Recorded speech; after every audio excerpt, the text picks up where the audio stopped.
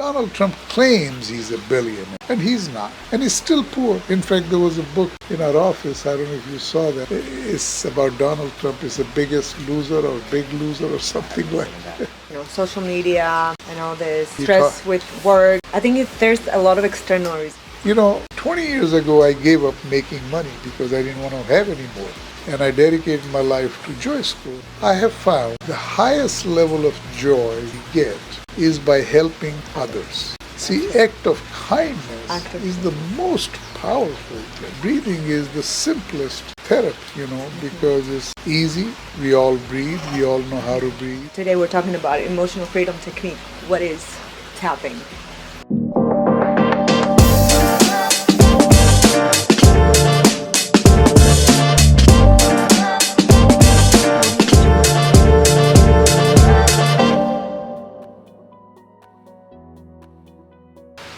Hi everyone, welcome back to our JoyScore podcast. I'm your hostess Maria, and we are here today again with Dr. J. Today we're going to be going over chapter 8, which is about the EFT, Emotional Freedom Technique, also known as tapping. We're going to explore the science behind that, which during my research I found very fascinating how it can affect things just like our cortisol levels, our neuroplasticity, and even our heart rate variability. We're going to talk about famous people, we like doing that during the podcast, that use that technique to get over anxiety, even phobias. And then we're going to talk about what actually happens in the body during the technique. And, we're going to talk about the meridian points, which are the 9 points that we tap during the technique, and also the 5 steps. And we're going to close with a more positive message saying why is this such a great tool and why is it so easy for everyone to use regardless of our age, where we're coming from. And maybe Dr. J can demonstrate for us those 5 steps. So yeah, welcome Dr. J. So what is the topic today? We're talking about emotional freedom technique. What is tapping? Well, in terms of how we deal with emotions is a very natural reality for us. We all have all the emotions that exist, and we deal with all of them. And the only thing which changes anything about it is how we manage it. Correct. How we respond to them. How we respond to that. In fact, for instance, we were talking about stress, you can't... Big one. Yeah, but you can't help. You're going to have stress. The question is how you're going to deal with it, how you're going to manage it. So it boils down to us managing stress, emotion, anxiety, and everything. And that's pretty much the bottom line. Yes, and what I like about it is that it's very, there's no drugs involved. It's very natural. It's free. You can do it anywhere. Right. It's easy, but through my research, I found out that it can also treat things like trauma and phobias. And I have a big phobia with airplanes. Like, I'm really scared, so it's something that I would love to try. Hopefully it's gonna help me. Yeah. have you used it in any of phobias or stress? Do you use it as a tool? I don't personally use it, but No? I know it's effective. Okay. Because I know you have more of a natural approach to anxiety. I and recommend people. In fact, the thing is that there's so many different techniques and so many therapies, and in my opinion, they don't necessarily work for everybody. So something may work for you, may not work for me, may not work for April or Jake, just the way we are. Yeah. So we try different things and then see which one really works for us, and then we adopt that. Correct. Because I've tried breathing, but for me it's harder to, when I get stressed or when I have like a panic attack, to focus on my breathing, and it actually makes me more dizzy. Really? Yeah. So that So, would not work for me. I mean, like you said, breathing doesn't work for you. But I have found in most people, breathing is the simplest therapy, because it's easy. We all breathe, we all know how to breathe, and if you tell anyone, so hey, breathe in for 4, hold for 7, breathe out for 8, they don't have problem doing it. But I think, when you're in an uncomfortable situation, just like anxiety or a panic attack, it's harder for me to focus on my breathing. Right. Like, I just wanted something else, something faster. So, yeah, but it's good to, for sure, try different techniques and experiment. Yes. So, reading your book, I read about Jim Carrey, which it's really, like surprising that he suffers from things because he looks so confident and, joyful. Yeah. So he used this technique to get over anxiety and before he goes on stage. Also, fear of flying is something I totally connect. A lot of people have those anxieties from those things. Yeah. So, I think anxiety perhaps is the most common problem we suffer from. And most people. It's like, in my observation, there is as much as 70% of the people in the world suffer from anxiety. So, if you take anxiety, depression is next, maybe about 50 to 60%. These are very connected. Yeah. Right? And then you have stress. Okay. And sometimes one of them or all three of them combined with the starting point of our behavior when we are dealing with low self-esteem.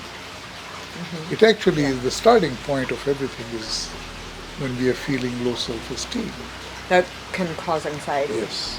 Yeah. But I think that is also, our lifestyle today. Yes. That we are exposed to, social media and all this. Stress with work. I think there's a lot of external reasons why we can have major anxiety. We have a very famous guy, his name is Zuckerberg. Yeah. We keep mentioning him. It's like we're promoting him on our podcast. No, because I like to call him Zuckerberg. I know. Does he suffer from anxiety? Well, in fact, the reason I bring it up is that was mind-boggling to me that he was in front of Congress. I've actually seen that clip. Yeah. Room full of parents who lost their kids because of him. And he was apologizing to them. Yeah, he turned around and he apologized. Yeah. Sorry. I mean, he tried to kind of like escape the situation because he kept interrupting the congressman. Right.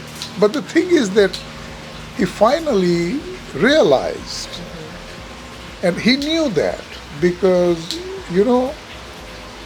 his employees have told him that he was going to be honest. No, that his products and the algorithm in the products is hurting young people.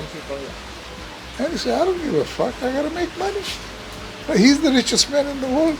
How much more money does he want to make? I can understand if he was poor and desperate, then yes. But he doesn't need money. But it's not the need of money, it's the passion for money, I think. No, it's the greed. It's the greed, not passion. Yes. Yeah. There is no passion in money, it's greed. Yes, yeah. It's sickness. Yeah. People who, 20 years ago I gave up making money because I didn't want to have any more. And I dedicated my life to JoyScore and helping others. So people sooner or later should have a realization that Money can't bring you happiness. Did you know that? Yeah. Money doesn't bring you happiness. What is the most common thing which brings you joy?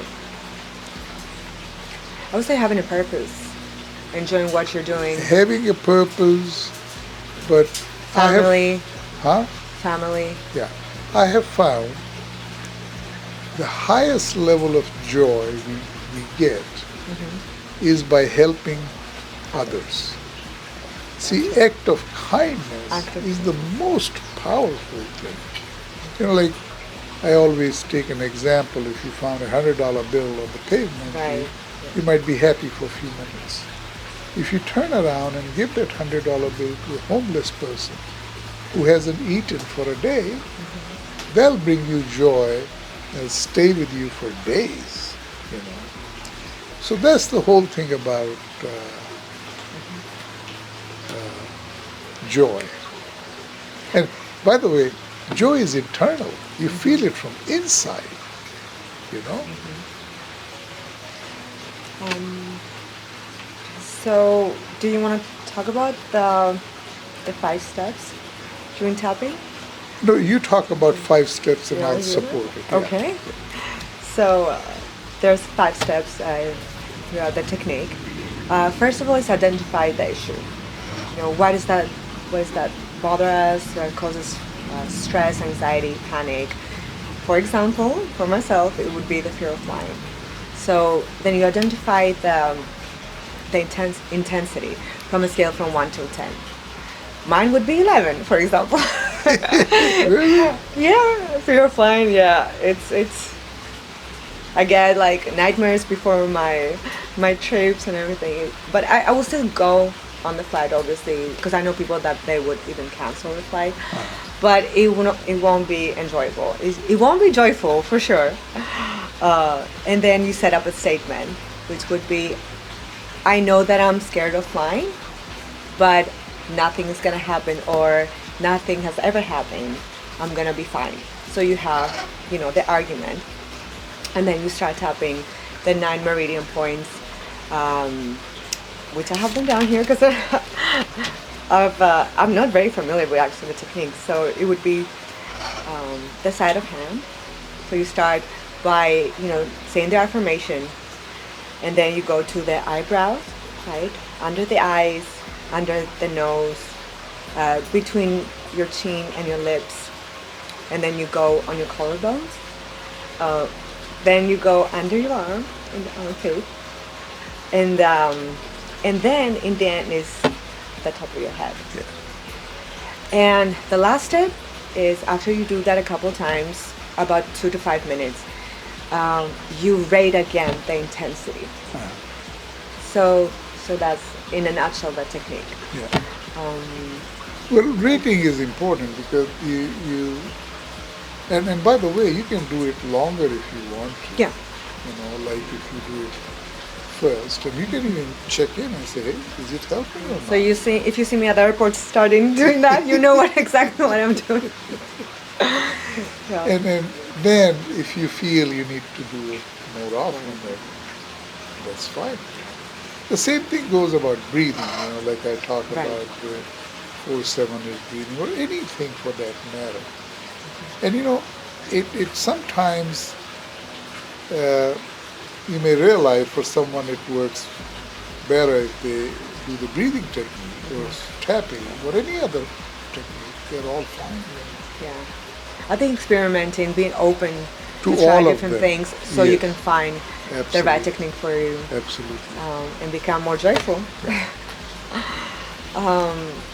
Is there anything else you want So- to talk about? Actually,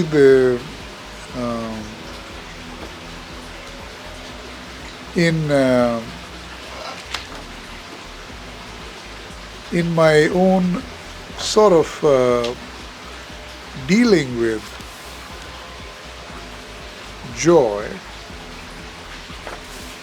and how we believe that joy can lead you to succeed in anything.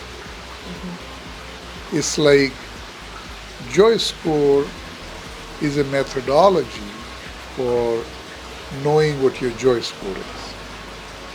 And the app helps you improve it.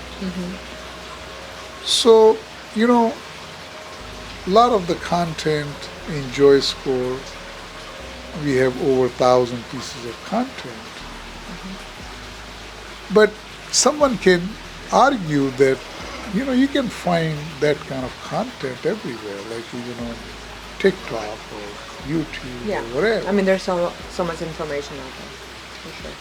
But there is no system out there like JoyScore which guides you to improve your joy score. So if you can keep just track of one thing in your life, which is the joy score, and find a way to improve it on an ongoing basis, everything else falls in place. We even found in some of the research and surveys that joy score has a direct relevance to credit score. Okay. Now, for a while I was very confused and puzzled, but then I realized that people who have a better joy score have better everything in their life. Right. Credit score Therefore, their credit score too. Yeah. So it's not the outcome of joy score, but by having a better joy score means your life is well put together, in a better shape. And everything sort of works better when you do that. Yeah. Even though I don't believe that, money can bring happiness, like having a high credit score can bring happiness. It's something that, especially living in Miami, I've seen so many things. People are so obsessed with money, looks, and everything. But if you really if they really open up to you, they're not happy. So people, you think wealthiest people are happiest? No, I don't think so. I don't think